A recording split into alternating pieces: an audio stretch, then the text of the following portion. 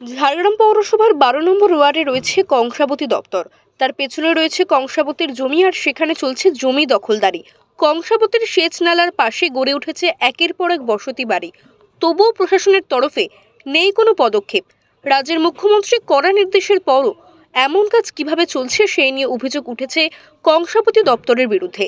এই বিষয়ে ভূমি দপ্তরের আধিকারিক ও স্থানীয় বাসিন্দারা জানান, লাস্ট উইকে আমরা লাস্ট ফ্রাইডেতে বোধহয় আমরা কংসাবতীর কাছ থেকে আমরা একটা লেটার পেয়েছি ওদের ডিমার্কেশনের জন্য।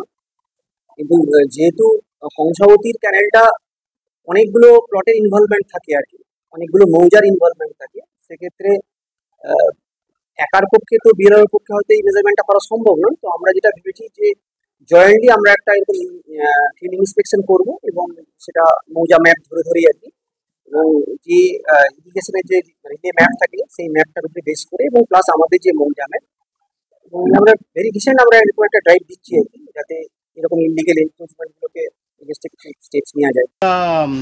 নতুন কিছু নয়, এই খাস জায়গা বিক্রি করাটা শুরু হয়েছিল আজ থেকে 10 বছর ধরে, এবং এটা আজকে চূড়ান্ত পর্যায়ে চলে গেছে। আর যেটুকু খবর আছে যে এখানে যারা এসে বসবাস করছে তারা স্থানীয় ঝাড়গ্রাম জেলার কোনো লোক নয়।